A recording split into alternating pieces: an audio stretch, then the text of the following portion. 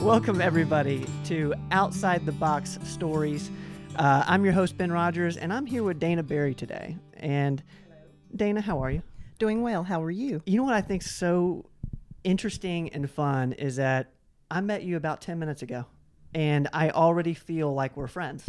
I do too. You know, whenever we put a mic in our hand, we got a camera here, we just become friends, and I'm so thankful that you're my friend. Well, I am very pleased to meet you.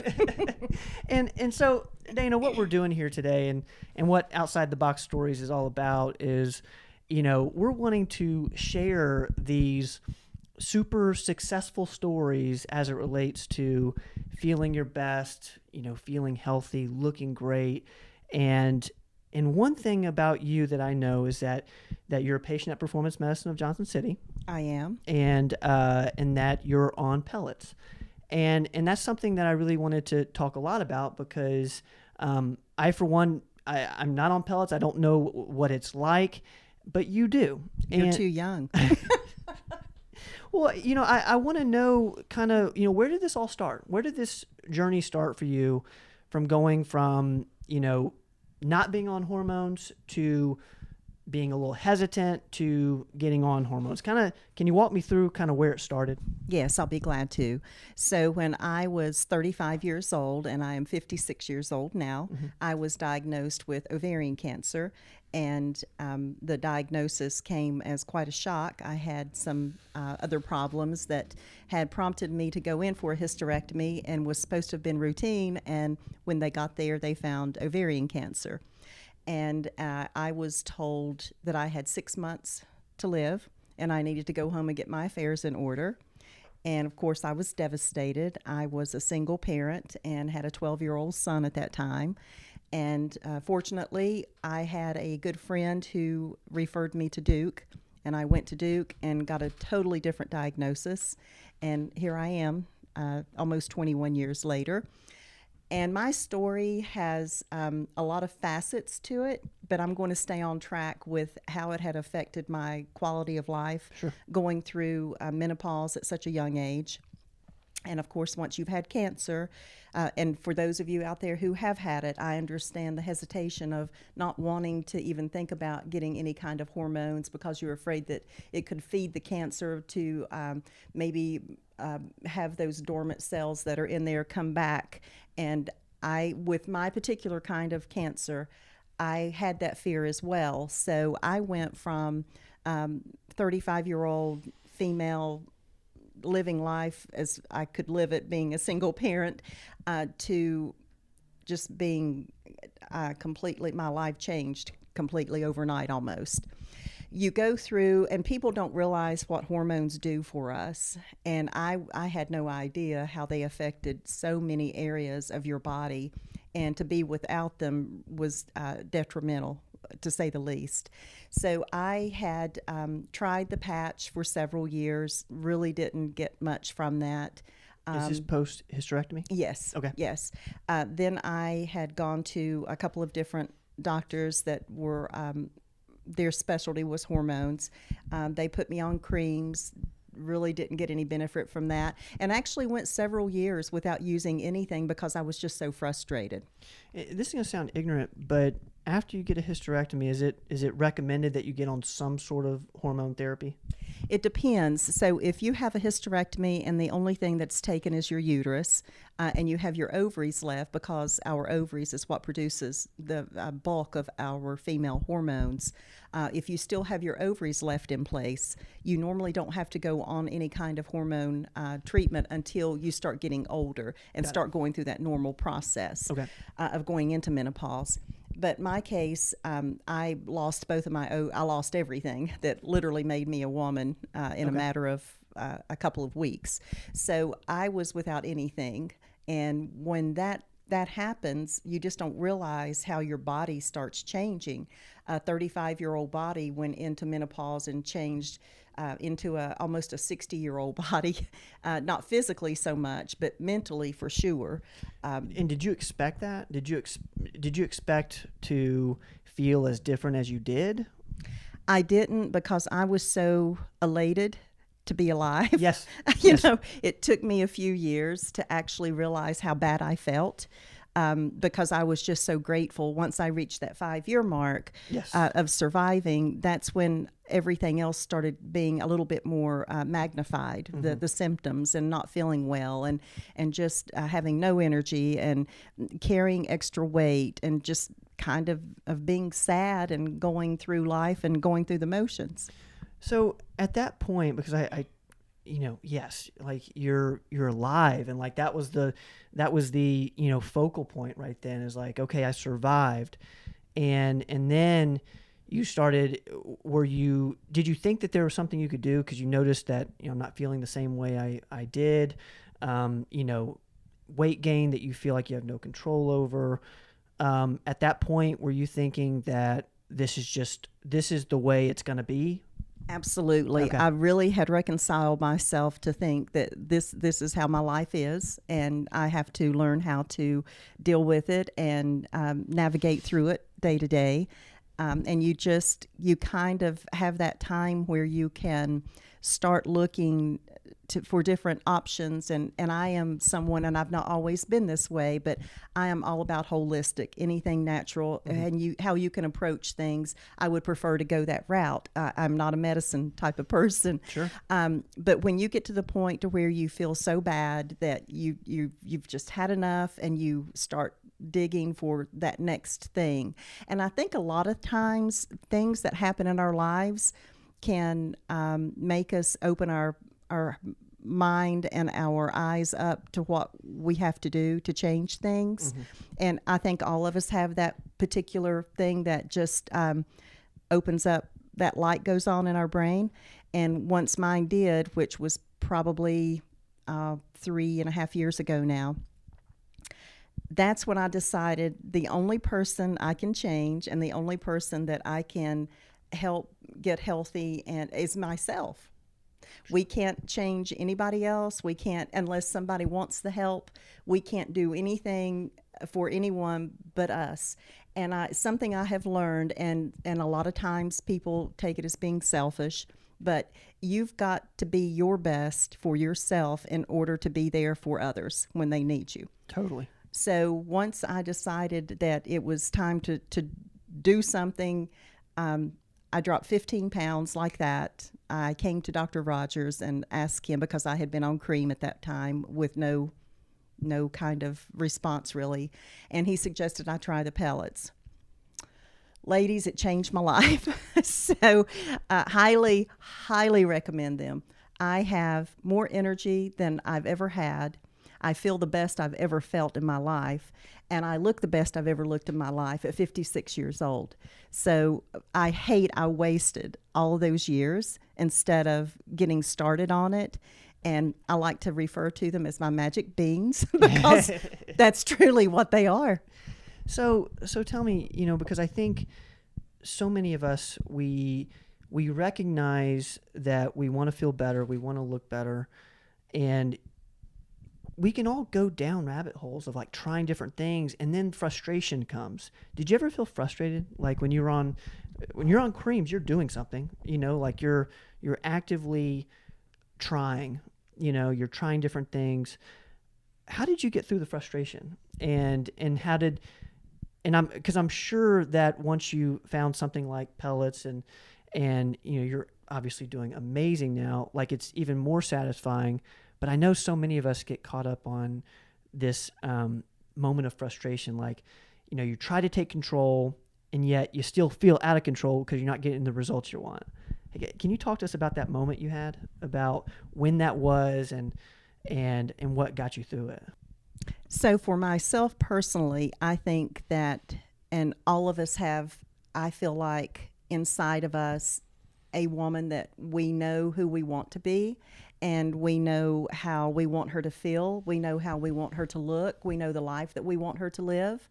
And this person that I have now, myself now, is the one that was inside of me for a long time, clawing to get to the surface. And I think because of life circumstances that had happened, different things throughout the past 20 years, I kept her undercover Sure. or kept pushing her down because there were too many other things going on, that peripheral situations that I guess it just was not time. And then when the time came, she started coming to the surface, and it's a learning experience. And it's hard for me to explain to people who haven't gotten to that point yet. And there are women out there, girls I know, that you might be my age, you might be 65, you might be 70.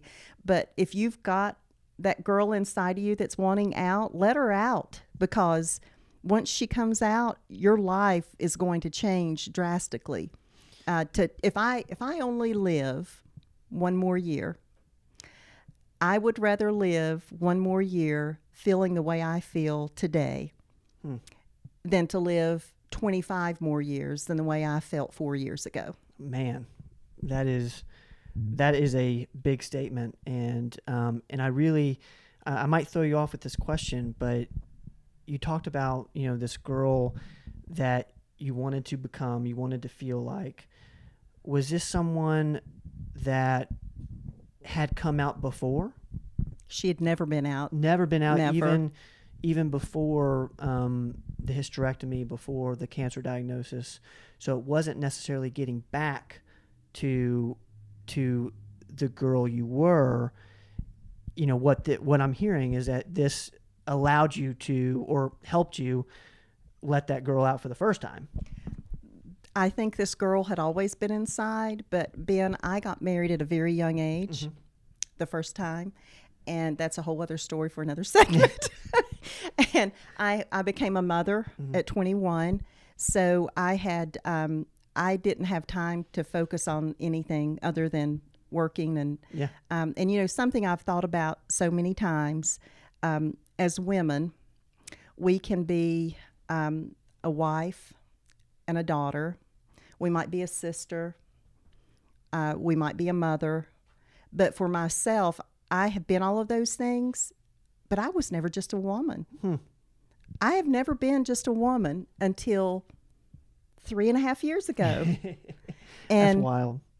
It's felt pretty damn good. There you go. It really. I never knew. I really never I had given myself the opportunity just to be a person, just to be a woman, because I had always defined myself with all of those different labels. And I think you've mentioned this a couple times about taking care of yourself first, and I think women in particular struggle with that, because there is so much emphasis on these roles, and they're important roles. They're needed roles. But I think what you're saying is so real, in that even with those super important roles, you need to take care of yourself first, so that you can do those roles to the best of who you are, to the best of your ability. And I respect the heck out of you right now, because you were able to figure that out, and now that girl is out, which is so cool. And do you have any other messages for the women out there in that regard, as far as like putting yourself first in order to take care of others? Because that's a big message that we send, is take care of your own health so that you can take care of the others that you love and care about. Absolutely. My advice, or my opinion, however you want to look at it, and it's certainly, I'm not saying right or wrong, you have got to take care of you first, because if you don't, nobody else is going to, and you can't be the best you to show up for someone else when they need you to be there. And you will be criticized. You will be told you are self-centered. You'll be told you are selfish. And you know what? I am a little selfish, and I am a little self-centered, but I can't emphasize enough to take care of you first, and then you're going to be the best version for everybody else, no matter what role that's in, whether it's a mother or a sister or a daughter or a grandmother. And that's probably one of my favorite roles, is being a grandmother, because I can love him and send him home. But I cannot emphasize the importance of taking care of yourself and your health, and everything else when that time arises, and believe me, they do arise, you'll be there and you'll be able to show up. Yeah, I love that. I've really actually been obsessed with this idea of being selfish in order to be selfless, and actually being selfish is, in a odd way, the most selfless thing you can do. And I love that you said that, because I think it's a real thing, and it's complicated and it's hard to understand. But taking care of yourself is such a big deal. And now let's get into some of the pellet stuff. And did you have any fear of pellet therapy before? Like, had you heard of it before coming to Dr. Rogers? When he first mentioned it, were you like, that sounds crazy? What was your initial thoughts there? I had never heard of pellet therapy, and I'm one that if I think it's going to make me feel better, or make me more healthy, or make me look better, the fear just takes back seat. And I don't know that that's always good, but I had no fear at all. I did read up on it after I had met with Dr. Rogers, and made a decision very quickly to get right back in to get my first pellets. There's absolutely, you have just a tiny, tiny little place on your hip where the pellets are put in. You put a little series strip on them to hold your little incision together for a few days. Within 3 to 4 days, you still have a little soreness there, but that's it. That's it. And I, if I would, I would go under local anesthesia if I had to get my pellets. Truly, ladies, that's how they have changed my life. So how quick was the change in terms of how you felt? What was that like? You come in for pellets, you're probably anticipating feeling really, really good. You know what I mean? Like, so you're expecting a lot. How quickly was the change? I think within the first 3 weeks, I could really start to tell a change. With the first month, definitely. I had more energy. I had no hot flashes. I had a feeling inside of me that I had never had. And honestly, when I think back, even prior to having a hysterectomy, I don't think my hormones were ever right, honestly. And of course, I was 35 and so involved in living. I was not smart enough, did not know enough at that point to even check into maybe why I wasn't feeling good or didn't have energy. And I honestly can say I think that maybe my hormones were off then, even beforehand. It might be a little bit easier to regulate now that we have no ovaries to have to work around. So it's all from the pellets now. But I really don't know that they had ever been optimal to where they are now. Interesting. That's super interesting. And one question I have is that might help a lot of people out there is, how long was this journey? Because you mentioned you went on pellets 3.5 years ago. How long of this, hysterectomy till 3.5 years ago? How long was this journey? With regards to the time frame? Yeah. Well, August the 20th of this year, I will be a 21-year ovarian cancer survivor. Wow. Congratulations. Thank you. That's amazing. Thank you. I'm very blessed. And inspirational. Yes. And you usually that is a death sentence when you have ovarian cancer. You're not here very long. And I used to wonder why God had left me here. And I kept looking for this one big bang for years and years. For years, I would try to think why I was left here. And I had a client tell me one day, because she was going through some things and we were just talking on a personal level, and I had said something to her, and she called me. She says, "You will never know how you changed my life that day." Yeah. And then I realized it was a bunch of little things. So when I finally stopped looking for that big bang, I love that. That's when I realized that you say things to people every day and you have no idea how it can change their life or touch them. Well, and I think that's the way I see this recording here is like, what's going to happen is the amount of time that it took you to seek this sort of help to realize these things, like just by talking with me, you're going to help somebody, shrink that time. It would have taken them 10, 15 years. Now it's going to take them 1 year. And that, you said it before, you live 1 year this way versus 25 years the other way. And that's a strong message. And that's a strong message to, take care of yourself now. Let's figure out, what we need to do in order to feel better, and really don't judge what it is. Because I do think ourselves, we tend to make those judgments. Did you ever feel that way? I know you're super open to, different types of things in order to feel better, look better. But did you ever find yourself kind of in that I'm judging myself moment? Not really, because I know everybody has different opinions about hormone replacement therapy and plastic surgery and Botox, and I'm all into all of it. But I never judged myself for that. Yeah. And I know that a lot of people feel kind of ashamed maybe sometimes because they don't want to share with people the things that they're doing that's making them feel better. None of us are perfect, and none of us were given the perfect body or the perfect system that works that body. But I am not embarrassed to say at all, anything that's available to make my life more healthy and more productive and live longer, I'm going to do it. So I never had any self-judgment about that. I've had a lot of judgment from other people to me about that, but you can't let that dictate your decisions.